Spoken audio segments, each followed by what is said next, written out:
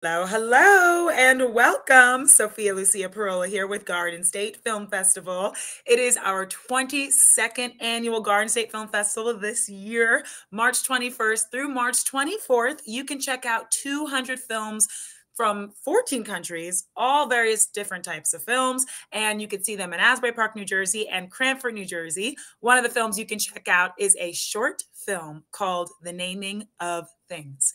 The Naming of the Things.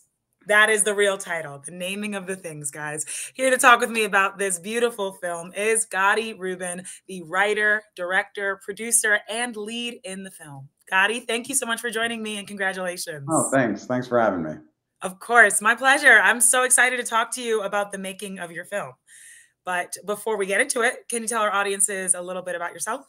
Sure. I'm Gotti. I'm living in New Jersey now, and I spent most of my life in the New Jersey area, so it's cool to show my film in Asbury Park. And I actually used to babysit for two kids in Asbury Park for like 2 summers, and I would take them down to the beach and walk through, and it's such a cool place and cool history, of course, Bruce Springsteen and all that. So it's super cool to be a part of kind of that culture. I'm primarily, my background is TV and film acting, and this is my writing and directorial debut. I really wanted to give it a shake, and it's really cool to see it appearing in film festivals. Wow, congratulations. Yeah. Did not know that this was your debut. Mhm. And that is just phenomenal that this is the first film of your new filmmaking career. So congratulations to you about that. Can you tell us a little bit about the naming of the things and the inspiration for making it? Sure. There were just so many Shivas that I ended up going to over COVID and before, and I spent a lot of time looking around and trying to understand, what is this? What does this mean to us? What goes on? And I wanted to capture the little things and the little bits of culture that make Shivas what they are. Obviously, there's grief and there's loss and there's processing of that, but there are also bagels. And why does everybody bring bagels? Why are there 400 bagels in this house? Why don't they communicate before they bring them? Because now we have to give them to the fire department or so. And it's all those little human experiences throughout that I wanted to play with. And so the film basically starts with a young man whose wife passes away suddenly, and his experiences through the first day of his grief and sitting Shiva and coming to an understanding that, though you've lost somebody, they're kind of still alive because you continue to learn new things about them. Mm. So just because somebody you lost has gone doesn't mean that you've learned everything you can about that person. So the experience continues. Mm. Thank you so much for sharing. I mean, like you're saying, this film talks about a lot of big things, right? Grief, religion. Is this things that you've always been interested in, or was it just like that time period? This just came to you, or do you find that this was kind of bubbling up like a story you kind of wanted to tell for a while? I had the idea for the film for like 2 years, Mm. and then you have to work up the courage to tell yourself that yes, this idea, this thing in my head is valid and worthy of spending the time, money, effort, and Mm. tears making. Right. But I'm happy I did, and yeah, I think if something gets stuck in your head for at least a year, then you probably should do something with it. Mhm. 'Cause we all have ideas in the shower, and then 2 minutes later you forget them. You're like, that was such a great idea, but then you drop it. If it's something you keep thinking about, then I think then it's worthy to give it a shake. Couldn't agree more. Yeah. And you did more than just give it a shake, right? Like you successfully were the writer, director, producer, and the lead on this film. What was it like wearing all these hats, especially for the first time? Um, I thought there would be some synergy of doing all these. There isn't. There's a good reason why a lot of people don't do it. I don't think I'll do it again. It was, we kind of wanted to shotgun this thing and Mm. get it done. I had another producer, but she got COVID right before the shoot. So she was supposed to take over a lot of, the basically, she was going to also help out with the AD stuff and just getting everybody together and getting everything figured out. And so I ended up doing that too.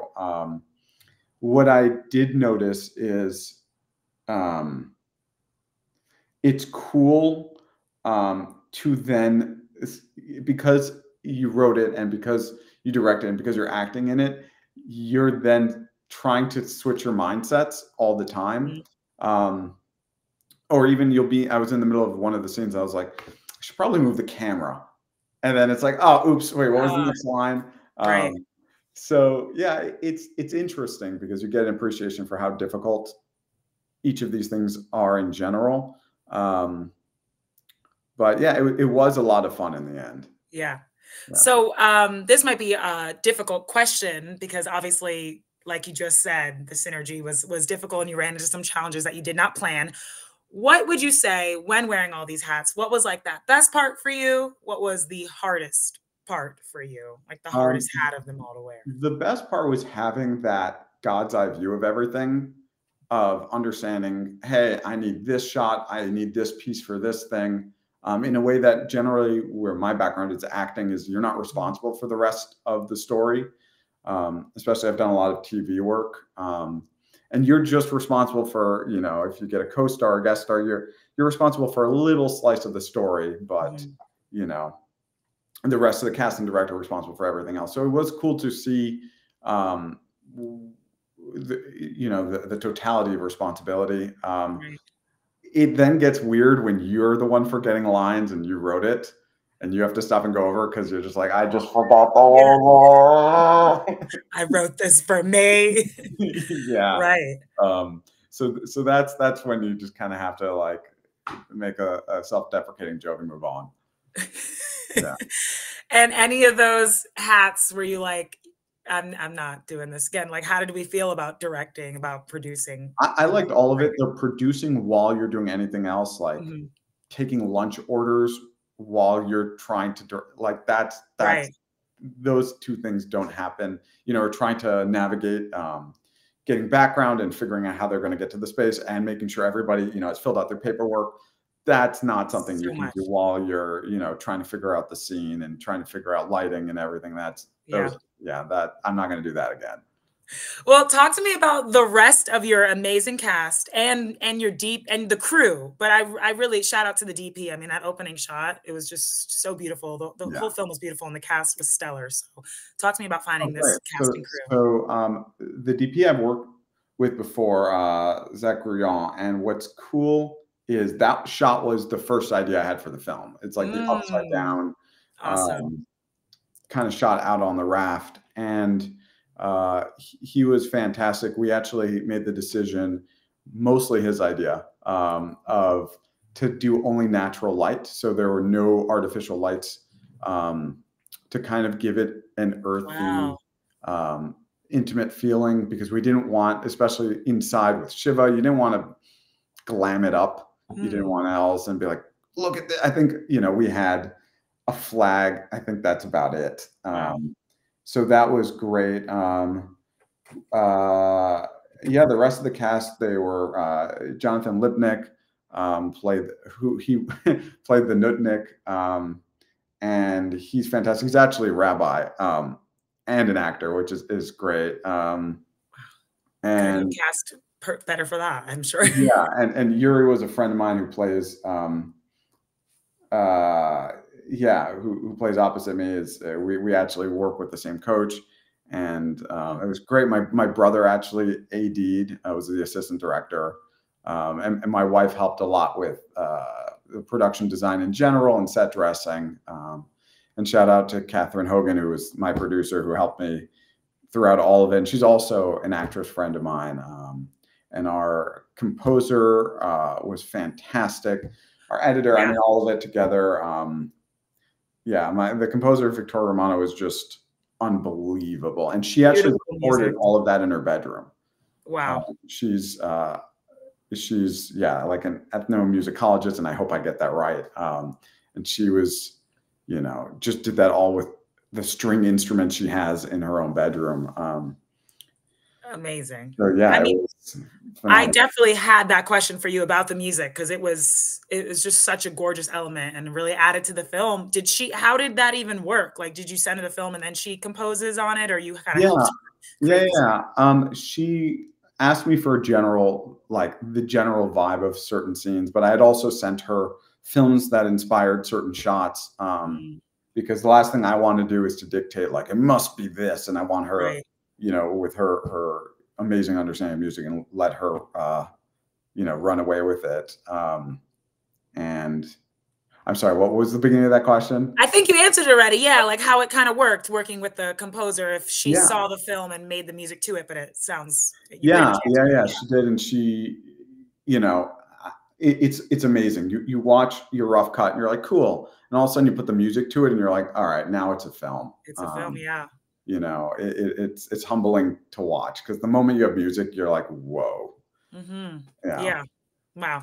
Um, yeah, I'm still amazed also with the whole natural light thing. I'm also amazed at that too. So sorry, I'm like really processing yeah. this. It's just so cool. We got an obnoxiously nice camera. We were able to, like, Uh-huh. a friend of a friend of a friend who worked at a place who could get us the camera, and we ended up shooting on an Alexa Mini, which was just such overkill for the scope of the project. But it lets you have Mhm. overcast lighting funneling through a window, lighting everything, and that's enough. Mhm. Yeah. Um, yeah. Amazing. So what did you learn during this process? I know that it was specific because you wore so many hats, but yeah, what really stuck out to you when directing and writing this film that you'll take with you to your next project? The biggest thing is that if somebody speaks up and they feel strongly about something, they're probably right, and you should Mm, listen to them. And every single time that happened, I'm so grateful that I did, and I mhm. deferred to their expertise, because I in the editing room, every single time I'd watch one of those moments, I'm just like, thank God I listened to them. Wow. Thank Yeah. God, because yeah, that's no one person can do it, even though I wrote and directed, but it's everybody else that makes it happen, because otherwise it's just gibberish in my head, Mhm. you know. I love that, and I really it's one of my favorite questions to ask filmmakers because it seems that even though everyone says something different, I've heard, really listen to when people speak up. So, thank you for sharing that, and I think you, along with a lot of other filmmakers, completely agree, and it benefits the film. So, Yeah. really awesome. What are your hopes for audiences watching the naming of the things, especially here at Garden State Film Festival?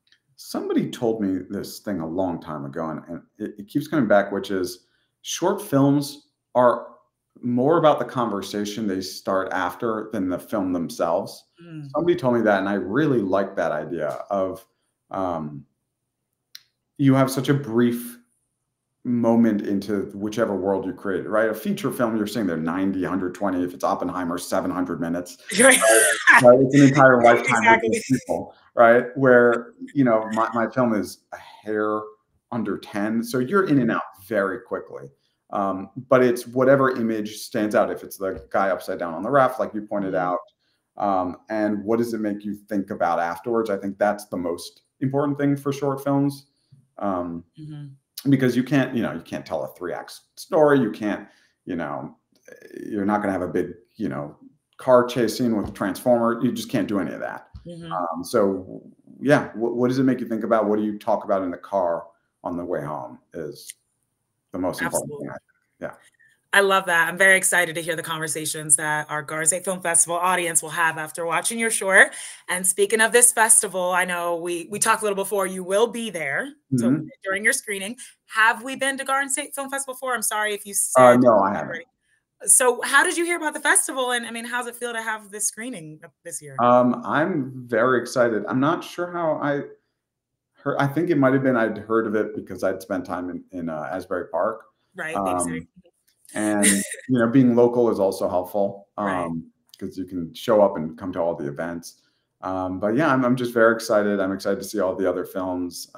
Hopefully, seeing a lot of other New Jersey filmmakers represent. Mhm. And because I grew up originally in West Orange, so not too far away. Right.